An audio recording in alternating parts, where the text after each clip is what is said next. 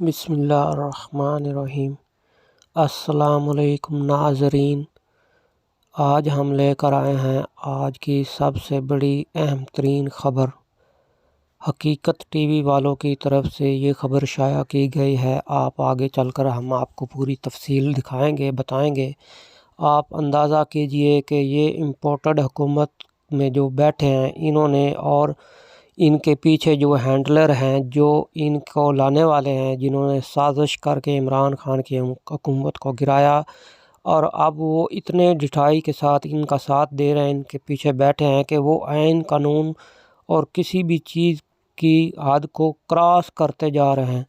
आप देखिए कि दुनिया में कभी ऐसे किसी पॉलिटिकल पार्टी ने ऐसा नहीं सोचा होगा जो इन्होंने सोचा, जो इन्होंने किया। 8-9 माह में, 10 माह में आवाम पर ये दिन ब दिन महंगाई का बोझ डालते जा रहे हैं, टैक्स लगाते जा रहे हैं। गरीब आवाम का तो इन्होंने जीना हराम कर दिया है। एक वक्त की रोटी भी गरीब आदमी नहीं कमा कर खा पा रहा, वो ख़ुदकुशियाँ कर रहे हैं। इन हालात में अब भी ये नहीं सुधर रहे, ये नहीं बाज आ रहे अपनी हरकतों से। आप इन्होंने देखिए कि इतना बड़ा फ़ैसला ज़िंदगी में कभी कोई सोच भी नहीं सकता।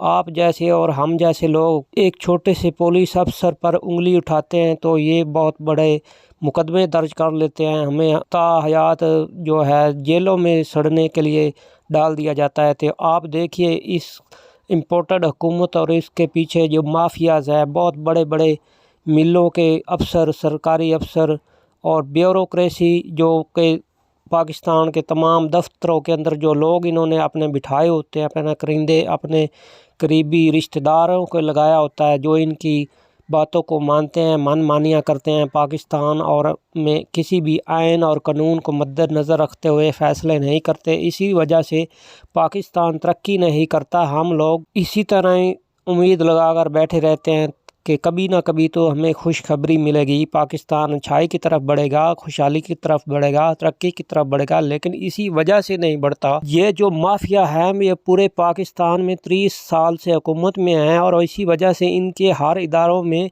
अपनी मनमानियाँ चलाने वाले ब्यूरोक्रेट लोग इन्होंने रखे होते हैं, जो इनकी मन मर्जियाँ करते हैं, किसी आइन कानून के मुताबिक काम नहीं करते।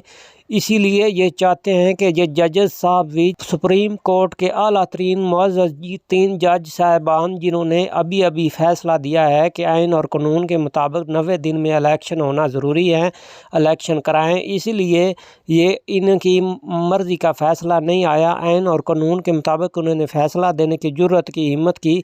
अब ये इनकी जुर्रत देखिए कि ये उनको भी, इमरान खान के साथ साथ उन 3 मुअज़्ज़ज़ जज साहिबान को भी जान से मारने को दर पर तुल चुके हैं। आप आगे चलकर खुद देखिए। इनके सबसे बड़े लिफाफा सहाफ़ी जिसको कहते हैं हामिद मीर, जो जियो न्यूज़ का रिपोर्टर है, सपोर्टर है या वो एंकर है, वो दावा कर रहा है और वो वाज़ह तौर पर बता रहा है कि इन्होंने अब प्लान कर लिया है कि इमरान खान के साथ साथ उन 3 मुअज़्ज़ज़ जज साहिबान को भी निशान इबरत बनाया जाएगा, जिन्होंने अभी अभी आइन और कानून के मुताबिक फ़ैसला दिया है कि 90 दिन के अंदर इलेक्शन करवाएं। इनकी हट धर्मी देखिए, इनके एजेंडे देखिए। ये आप और मैं, मेरे जैसे गरीब लोगों का भला क्या करेंगे, जो अपनी ज़िद और अना के ऊपर अटके हुए हैं, अपनी ज़िद और अना की खातिर सिर्फ़ एक इमरान खान को नीचा दिखाने के लिए, ताकि वो हुकूमत में ना आ जाए। इसीलिए ये उकता गए हैं, ये बावले हो गए हैं, ये पागल हो गए हैं। इनको समझ नहीं आ रही कि ये कौन से ऐसे हथकंडे अपनाने जा रहे हैं जो आइन और कानून से भी ऊपर हैं। उसकी जान के साथ साथ ये मुअज़्ज़ज़ जज साहिबान की जान भी लेना चाहते हैं। वीडियो को ज़्यादा से ज़्यादा फेसबुक, व्हाट्सएप और सोशल मीडिया पर शेयर ज़रूर करें। शेयर और लाइक करने के साथ साथ कमेंट बॉक्स में पाक फौज जिंदाबाद, पाकिस्तान पाइंदाबाद और पाकिस्तान के गुमनाम हीरोज़ को सलाम का नारा कमेंट ज़रूर कीजिएगा। आप तमाम नाजरीन से दरख्वास्त है कि हमारे चैनल को सब्सक्राइब करें, बेल आइकन प्रेस करें और मुकम्मल वीडियो वॉच करें। वीडियो थोड़ी लंबी हो रही है लेकिन आपको ये वीडियो देखना बहुत ज़रूरी है। हामिद मीर ने आज तक की जितनी खतरनाक गुफ्तगू हो सकती थी वो गुफ्तगू की है, और ये इतनी ज़्यादा खतरनाक गुफ्तगू थी कि आप ये देखिए कि जजेस ने फैसला सुनाया कि पाकिस्तान में इलेक्शन होंगे, लेकिन हामिद मीर नेशनल टीवी पर आकर कहता है कि मुझे जिम्मेदार, यानी वो मुख्तदर हलकों के बारे में कह रहा है कि उन्होंने कहा है कि जी या तो पाकिस्तान बचा ले या आइन बचा ले, तो लिहाजा मैं आपको ख्याल नहीं, आपको खबर दे रहा हूं कि कोई इलेक्शन नहीं होने, और दुआ करें उन 3 जजेस के लिए जिन्होंने इलेक्शन करवाने के लिए कहा, यानी फैसला दिया। अब ये असल में हामिद मीर ने जो बात कही है वो जजेस की जान को खतरे वाली बात कही। ये अब तक की सबसे खतरनाक गुफ्तगू है जो हकीकत टीवी आपको सुनवाने जा रहा है। आप इनका क्लिप सुनिए जरा, आपके रोंगटे खड़े हो जाएंगे। ये डायरेक्टली जजेस को बता रहा है कि आपने फैसला दिया है, अब आपकी जान को खतरा है, मैं आपके लिए दुआ करता हूं कि आपकी जिंदगियां सलामत रहें और आपके लिए दुआ करें। यानी आप अंदाजा कर ले कि कितनी खतरनाक सूरत हाल है कि अब कह दिया गया है कि जी जो मर्जी हो जाए, हमने इलेक्शन नहीं करवाना। और किन लोगों के बारे में कह रहे, सुनिए जरा। पर हामिद मीर साहब, आपके ख्याल में ये कल अदालत से, सुप्रीम कोर्ट से फैसला आया है कि इलेक्शन करवाए जाएं, तो हम ये उम्मीद कर रहे थे कि इससे अदम सियासी इस्तेहकाम से थोड़ा कमी आएगी और उससे जो है इक्तिसादी इस्तेहकाम बढ़ेगा। मगर आज ये जो बुरी खबरें आई हैं कि 19 रुपये डॉलर बढ़ गया है और सूद जो है वो 17 से 20% हो गया है, तो ये कोई वो हमारी जो तौक़ुआत पूरी नहीं होती। आपको लगता है कि अब ये रुकावटें जो इलेक्शन होने की थी सूबाई असम्बली की 2 की, वो ख़त्म हो गई हैं? आमिर साहब, ना तो मुझे पहले सूबाई असम्बलियों के इलेक्शन की उम्मीद थी, ना ही अब है। और आप अभी ये कह रहे हैं कि अभी भी आपके ख्याल में इलेक्शन नहीं, ये सूबाई असम्बलियों के मौके पे होंगे? भाई मैं ख्याल नहीं पेश किया करता, मेरा जो ख्याल है वो तो सारी दुनिया को पता है। मैं तो अब ख्याल जो है वो मेरा ये है कि आइन पे अमल दरामद होना चाहिए और सुप्रीम कोर्ट के फैसले के बाद इलेक्शन होना चाहिए। लेकिन मेरा ख्याल कुछ और है, लेकिन खबर कुछ और है। खबर यह है कि जी इलेक्शन नहीं होना, तो मेरे ख्याल में और खबर में बड़ा फर्क है। और खबर मेरी ये भी है कि जिन जजों ने ये फैसला दिया है कि इलेक्शन होना चाहिए, उनको, उनके लिए आपको और मुझे दुआ करनी चाहिए। ये तो डराने वाली बातें कर रहे हैं। और क्योंकि आप एक बहुत ही मोतबर सहाफ़ी हैं और आप खबर दे रहे हैं कि ये इलेक्शन नहीं हो पाएंगे, तो ये अगर हमारे साथ शेयर कर सकें, किस किस्म की अब रुकावट आ सकती है, उसकी क्या नौयत क्या होगी? हर किस्म की रुकावट आ सकती है और हर नौयत की रुकावट आएगी। देखें आमिर साहब, जब ये जिस बेंच ने इसकी हियरिंग करनी थी ना, तो उस दिन 11:30 बजे इसकी हियरिंग शुरू होनी थी, तो मैं भी जाके बैठ गया था 11:30 बजे।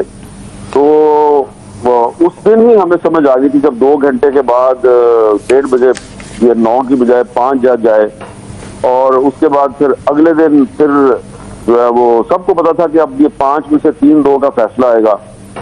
तो उसमें अब सूरत हाल ये है कि हो सकता है कि वजीर आजम साहब भी जो है वो अब असम्बली तोड़ के इलेक्शन की डेट दे के वो भी कोई राह फरार इख्तियार करना चाहते हैं, लेकिन उसका उनको फायदा कोई नहीं, क्योंकि हालात कुछ इस किस्म के हैं। सिर्फ पाकिस्तान के मामला जो हैं वो पाकिस्तान की जो अंदरूनी सूरत हाल है वो एक मसला नहीं है, आपके जो आस पास गिरदोनवा में कुछ वाक़यात हो रहे हैं वो भी बड़ा मसला है। तो इसलिए ये जो आपने खुद ही कितनी लंबी तमहीद बांधी है, आपने इकोनॉमी के मामला बयान किए हैं और आप बता रहे हैं कि बड़े पाकिस्तान इक़्तिसादी हालात बड़े ख़राब हो रहे हैं, तो बुनियादी वजह तो यही बनाई जाएगी ना। अब इलेक्शन कमीशन ने तो आज यही इशारा दिया कि जी हम 2 सूबों में इलेक्शन कराने के लिए हमारी तैयारियां शुरू हो गई हैं, लेकिन फंड्स वो कहाँ से लेके आएंगे। और दूसरी बात यह है कि जो सिक्योरिटी फोर्सेज हैं उन्होंने कम से कम खैबर पख्तूनख्वा के लिए तो आपको चाहिए, तो वहाँ पे IG साहब कहते हैं जी कि मेरे पास कम से कम 57,000 अफराद की कमी है।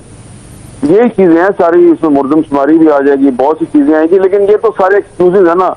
मुझे और आपको बस दुआ करनी चाहिए कि हमारा एक आईनी इदारा है सुप्रीम कोर्ट, इसकी साख को पहले बहुत नुकसान पहुंच चुका है, बस इसकी साख को मजीद नुकसान ना पहुंचे और मजीद ऐसी खबरें ना आए, मजीद ऐसी ऑडियो लीक्स ना आए, ऐसी डॉक्यूमेंट्स जो हैं वो आपके और मेरे प्रोग्राम का मौजू ना बने, जिससे कि अवाम जो है वो सोचें कि यार हम किधर फंसते हैं।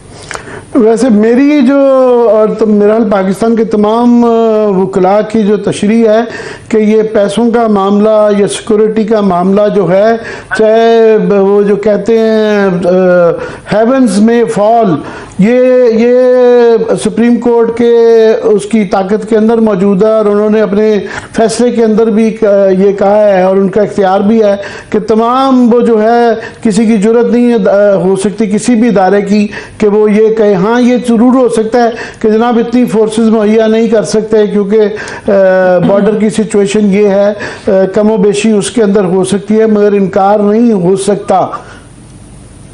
हाँ, बिल्कुल नहीं हो सकता। और मैं तो चाहता हूँ, ख्याल मेरा भी यही है जिसका मैं बार बार इजहार कर रहा हूँ कि सुप्रीम कोर्ट जो है उसके फैसलों पे अमल दरामद होना चाहिए। और आइन में जब कह दिया गया कि सूबाई असम्बली के टूटने के 90 दिन के अंदर इलेक्शन होना चाहिए तो वो इलेक्शन होना चाहिए। लेकिन अब आप भी यहीं पे और मैं भी यहीं पे हूँ। दुआ तो हमारी यही है, ख्याल भी हमारा यही है कि आइन पे अमल दरामद होना चाहिए। लेकिन आप अच्छी तरह जानते हैं कि आइन जो है वो एक मजाक है पाकिस्तान। तो आप आइन की जो खूबियाँ भी बयान की जा रहे हैं, मीर साहब साथ में डराई भी जा रहे हैं कि वो, मेरा तो ये ख्याल है, आज उनसे मिफ्ता इस्माइल साहब से पूछा गया कि जनाब ये बताएं कि आपके ख्याल में ये जो बुरी खबरें इकानमी की आ रही हैं तो क्या हम इमरजेंसी फाइनेंशियल की ज़रूरत है। उन्होंने कहा कि ये ऑलरेडी फाइनेंशियल इमरजेंसी है, मगर जैसे आप कह रहे हैं कि निज़ाम को तब्दील करके फाइनेंशियल इमरजेंसी लगा दी जाए तो क्या करेंगे क्या। आपने ऑलरेडी जो आपकी तमाम रिसोर्सेज हैं वो बुरे कार ला जाती हैं, सिर्फ कोई हुकूमत की तब्दीली इवन केयर टेकर के गवर्नमेंट के आने से कोई उससे कोई फ़र्क तो नहीं पड़ेगा। जो पाकिस्तान की इक़्तिसादी सूरत हाल है उसका इमरजेंसी के साथ लगाए जाने से कोई फ़र्क नहीं पड़ेगा। देखिए, ये मिस्टर इस्माइल साहब से मेरी भी आज लंबी बात हुई है, और भी बहुत से लोग हैं। आज मेरी भी काफ़ी लोगों से मुलाकात हुई है, मैंने भी उनके साथ काफ़ी बातचीत की है। कुछ ऐसे भी लोग हैं हुकूमत के जो अब इस सारे मामले से भागना चाहते हैं, वो फरार का वो रास्ता तलाश कर रहे हैं, लेकिन रास्ता है नहीं है किसी के पास। देखिए, जो बहुत अहम जिम्मेदार लोग हैं वो एक सवाल पूछते हैं, काउंटर क्वेश्चन करते हैं हमसे कि जी आप बड़े आइन की बालादस्ती की बात करते हैं तो ठीक है जी हम इलेक्शन करा देते हैं, फिर क्या होगा। तो कहते हैं जी इलेक्शन होगा पंजाब में और खैबर पख्तूनख्वा में, फिर क्या होगा। फिर जी हम कहते हैं जी फिर थोड़े दिनों के बाद कौमी असम्बली का और बलूचिस्तान में और सिंध में भी इलेक्शन हो जाएगा, फिर क्या होगा। तो मैंने डरते डरते कहा जी कि फिर इमरान खान दोबारा वजीर आजम बन जाएगा। उन्होंने कहा फिर क्या होगा। तो मैंने कहा हाँ ये एक सवाल है। उन्होंने कहा अच्छा फिर आप ये बताएं कि फिर इमरान खान जो है वहां पे मैं चुप कर गया। तो वो कहते हैं जी हमारे पास दो रास्ते हैं, या तो हम पाकिस्तान बचा लें या फिर आप लोगों की आइन की बालादस्ती का नजरिया जो है उस पर अमल दरामद कर लें। तो बस उसके बाद वो भी खामोश हो गया, मैं भी खामोश हो गया। इसके आगे आप मजीद कोई सवाल ना ही करें तो बेहतर है।